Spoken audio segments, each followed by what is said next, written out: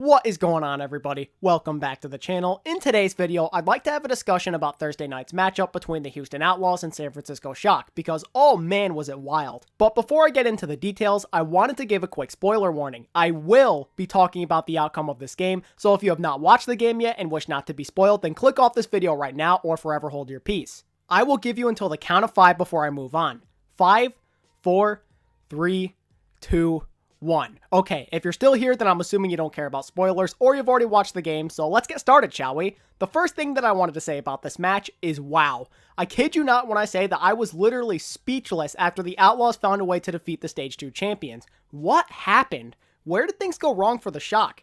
How did they let a team who's been a laughingstock all year beat them? Let's take a look at how this game went to get a better idea. So starting off with Nepal, the Outlaws appeared to be in control during the sections of the map they won. During this map, Houston played a lineup we saw last week against the NYXL by utilizing 3 of their 4 DPS players and 0 off-tanks. Running Dante on the Sombra, while Linkzr and Jake played Zarya and Brig respectively, really seemed to be effective. Sombra Goats is definitely a viable strategy, even against a team of the Shock's caliber. The Dragons proved this in their 2 matches with them in Stage 2. The Outlaws found similar success to the Dragons on Nepal Shrine. Dante had some big value EMPs for sure, but the team's good play goes way beyond what he did. Was he probably their biggest contributor? Yeah, sure. But Muma had some nice shatters, Linkzr was keeping up with Sinatra in terms of damage output on Zarya, and Rawkus was actually popping off on the Ana. I have to give credit where it's due to Rawkus in particular here though. I have given him a lot of crap in the past, but he's been playing well these last 2 games. His biotic grenade and overall cooldown usage was pretty spot on. He even connected on a nice anti-heal during Linkzr's grab to secure a teamfight win.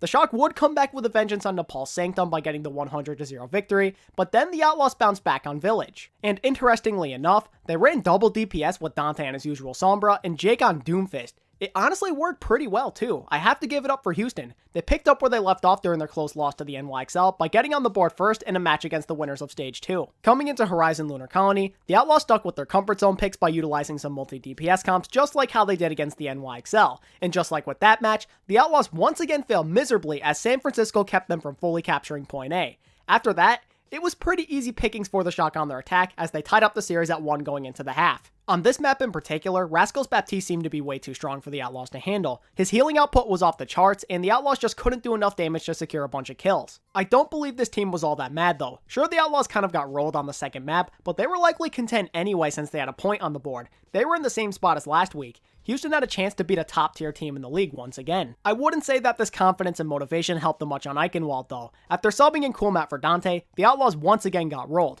It was painfully obvious that Houston was struggling to match the Shock and the Goats mirror matchup. They just couldn't really keep up. There's no other way to describe it. San Francisco had a lightning fast attack, and the Outlaws couldn't even unlock the payload. At this point, I was starting to feel a little concerned. Houston's odds of winning were looking very slim after getting crushed 2 maps in a row. The old Outlaws that I knew were back. Or so I thought. Coming into Havana, the Outlaws subbed Dante back in over Coolmat, and it really seemed to pay off. The team on normal goats and somber goats is like night and day. The difference could not be more obvious. Dante really has become an X-factor for his new team, huh? Their chances of winning seem to skyrocket when the team opts to have a Sombra in the game instead of D.Va. The results speak for themselves, do they not? The Shock only came out on top during 1 team fight on their attack. While the Outlaws' attack certainly wasn't pretty either, they were still able to take the win and send it to a decisive tiebreaker map on Ilios. But before we talk about that map, can we talk a little bit more about how dominant Dante was? The man had 0 deaths and over 10k damage on Havana. The fact that Violet died 7 times tells you that Dante did a good job of containing him. Violet has a dangerous Zen, we all know this.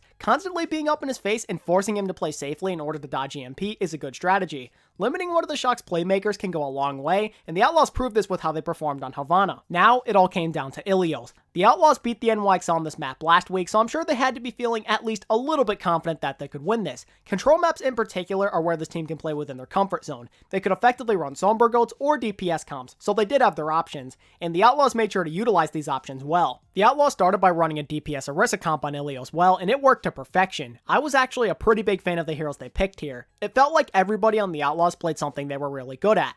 Dante stuck to a signature Sombra, while Muma, Jake, and Linkzr played Orisa, Pharah, and Doomfist respectively. It kind of felt like Houston was in full control during this section of the map. After all, the Shock were only able to flip the points once the entire round. On Lighthouse, the Outlaws decided to play Sombra Goats, but with Anana, kind of like how they did on the first round of Nepal. And once again, it found a tremendous amount of success. The Shock had no answer for Dante Strong Sombra play, as the Outlaws will go on to pull off what is being considered by most as the upset of the year. I've kind of done this already, but all credit in the world goes to Houston and their players for popping off. The team did a fantastic job of playing around Dante. He set his team up time and time again, and they took full advantage of that. I'm glad the Outlaws are finally running a comp that works for them. Watching them run normal goats was just painful. Sticking to hero picks that are more within their comfort zone was definitely the right play. If only the Outlaws and a certain coach of theirs came to this realization earlier, maybe they actually could have won a few games during stage 2. DPS and Sombra Goats is what works best for them. Hopefully the Outlaws continue to play these comps in the coming weeks. There's a possibility that they win a decent amount of games this stage if they do. I've liked what I've seen so far. They look like a capable team for the first time in a while. The Houston Outlaws appear to be back in top form for the first time since stage 1 in 2018. You're finally heading in the right direction again, Houston.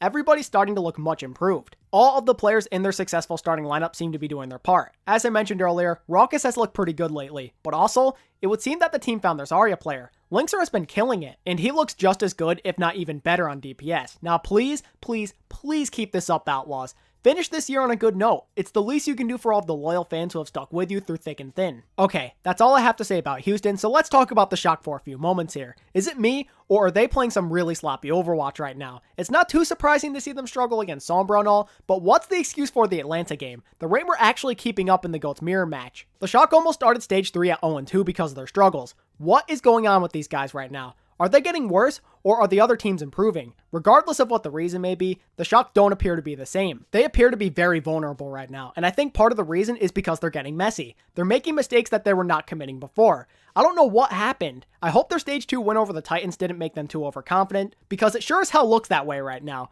We all know the Shock are better than this. Their dominance in the first half of the year is proof of that. I don't like what they're doing one bit. I don't see why they were making such simple and silly mistakes. I mean, just look at what they were doing with Violet. Sombra is a good counter against Zen, as we all know, and yet the Shock only switched him off of the character occasionally. I'm glad they decided to run some Moira here and there since there was no D.Va on the side of Houston to eat the orbs, but I feel that the real hero they needed Violet to switch on to was Ana. Ana can be a really good counter to Sombra, and it would have helped deal with that pesky Pharah and Doomfist the Outlaws ran on Ilio as well. Kind of like with Moira, Ana tends to be a lot more effective when there's no enemy D.Va in play. There's no reason to worry about having your Biotic Grenade or Sleep Dart get eaten. I would say that Violet maybe has a bad Ana or something, so that's why the Shock weren't running him on her, but that's not true at all. We've literally seen Violet play Ana on the Overwatch League stage, so it has to be something else, right? I won't put all of the blame on just that though. Overwatch is a team-oriented game after all. Everybody else could have done better too. The Outlaws made them pay for not taking them seriously enough, kind of like how they almost did against the NYXL. The Shock are in a tough spot right now. They appear to be pretty vulnerable, and having to play the Dynasty later in the week makes the situation even more dangerous. This team has to find a way to deal with Sombra Goats. It's been a thorn in their side for a while now, and we've seen the Dynasty find success using this exact same comp in the past, so I would say the chances of Seoul running Sombra in this match are pretty high. Combine that with them running a different lineup every game, and you potentially have a recipe for disaster if you're the Shock. You're not good against Sombra, so you're already out of your comfort zone as it is. This might end up being the worst case scenario for the Shock. If they lose their next game to the Dynasty, then that's when I think you start to feel concerned if you support the Shock. The Houston Outlaws are on the rise right now, while the San Francisco Shock are on the decline. These upcoming weeks for both teams will be very interesting. Let's all pay close attention to them moving forward. And with that being said, that is going to wrap up today's discussion. What did you guys think of the game between the Outlaws and Shock? Make sure to let me know down in the comment section. If you enjoyed this content, then be sure to like and subscribe. As always, thank you all so much for watching, and until next time, this is ATP, signing out. Peace.